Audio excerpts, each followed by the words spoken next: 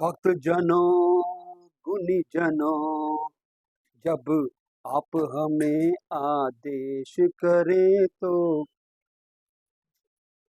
जब आप हमें आदेश करें तो प्यार का हम श्री गणेश करें, ऐ प्राणेश्वरी। ये तो मैं ऐसे ही गाना गा रहा था आपके सामने, लेकिन मैं बताना चाहता हूँ कि रेकी क्या है, रेकी में कितनी ताकत है। अगर आप पहले मैं आपको बताना चाहता हूँ कि रेकी में 7 चक्र होते हैं, नाभि से लेकर सर तक। सातों चक्रों में कौन-कौन भगवान विराजमान है, मैं आपको बताना चाहता हूँ।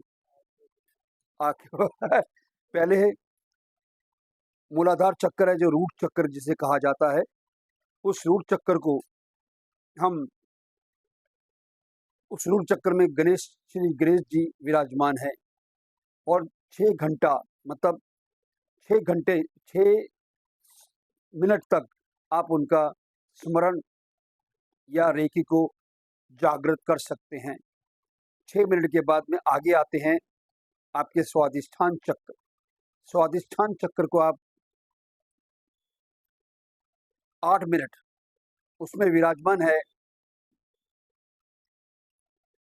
ब्रह्मा जी। ब्रह्मा जी उसमें विराजमान है और आप 8 मिनट तक, मैं आपको बताऊंगा आगे कि आपको क्या करना है। आपको कुछ करना नहीं है, खाली आपको सांसों को देखना है, सांसें किस तरह चलती हैं। उसके बाद में आता है आपका मणिपुर चक्र। मणिपुर चक्र को आप 12 मिनट 12 मिनट उसमें विराजमान है विष्णु भगवान और माँ लक्ष्मी जी। वो 12 मिनट आपको जो मैं बताऊंगा, सांसों को रोकना नहीं है, सांस चलती रहनी चाहिए, जिससे कि हर एक भगवान जागृत होंगे। और उसके बाद में आता है आपका अनाहत चक्र। उसमें बजरंग बली जी विराजमान है। वो है 14 मिनट। 14 मिनट तक अगर आप सांस लेते रहेंगे, आपको एक दिन में एक ही चक्र को जागृत करना है। अगर आप रोज एक चक्र को जागृत करेंगे तो आपको मालूम पड़ेगा कि हमने क्या किया है। और उसके बाद में आता है विशुद्धि चक्र। विशुद्धि चक्र जो गर्दन के पीछे है, उसमें विराजमान है सब देवता। अपने अपने वक्त पर आके वो विराजमान हो जाते हैं। उसके बाद में आता है आज्ञा चक्र, जिसे हम आग्नेय चक्र कहते हैं। बहुत ही महत्वपूर्ण चक्र है। इसे आप अगर 16 मिनट या 18 मिनट तक जागृत करेंगे तो ऐसा महसूस होगा कि आप कुछ अच्छा ही कर रहे हैं। उसके बाद में आता है साहब संहार चक्र। संहार चक्र में ब्रह्मा, विष्णु, महेश सब विराजमान रहते हैं। तीनों विराजमान रहते हैं हर वक्त। ब्रह्मा, विष्णु और महेश। और आज्ञा चक्र में विराजमान है आपके नहीं, आज्ञा चक्र में प्रभु विराजमान रहते हैं। वो हैं जाने माने साईं बाबा।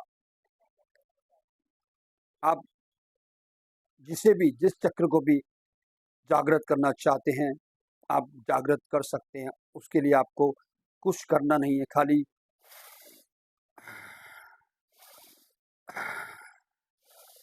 सांस कहीं भी रुकनी नहीं चाहिए।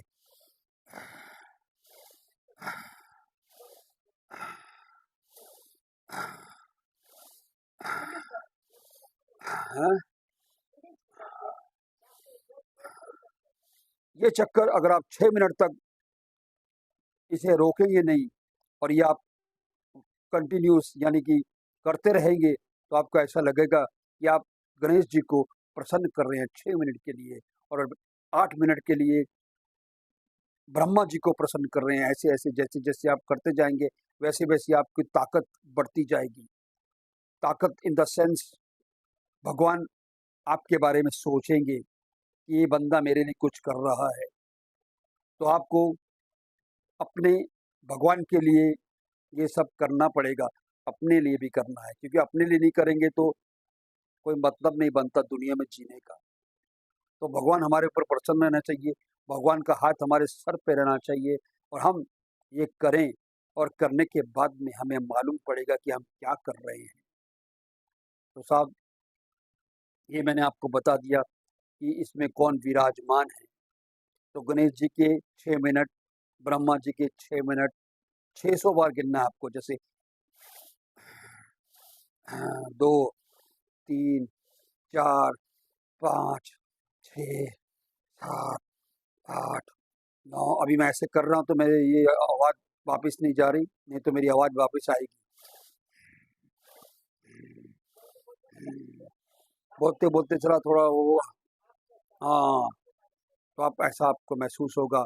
तो उसके बाद में आप ये चक्कर अगर एक्टिवेट करेंगे तो आपको कैसे मालूम पड़ेगा कि मेरे चक्कर एक्टिवेट हो गए। जब आप भगवान को प्रसन्न कर रहे हैं, प्रसन्न करने के बाद में आप देखेंगे कि हमारे दिमाग की घंटियाँ बज रही हैं, टन टन टन। बजने की आवाज़ नहीं आएगी, लेकिन ऐसा महसूस होगा कि शक्ति कुछ ना कुछ चेंज हो रहा है, कुछ ना कुछ बदली हो रहा है हमारे दिमाग में। उसके बाद में हम अपने आप को अपने आप को ये समझेंगे कि हमारी कुंडलिनी शक्ति जो है वो भी तीव्र गति से अपना काम करना शुरू कर देगी, क्योंकि भगवान को भोग देना सबसे बड़ी बात है। सातों चक्रों को उजागर करना सबसे बड़ी बात है, सबसे बड़ी बात है। तो मैं अभी आपसे आज्ञा चाहता हूँ कि हमारे बंधु को थोड़ा सा पीपी आया है, ओ सॉरी,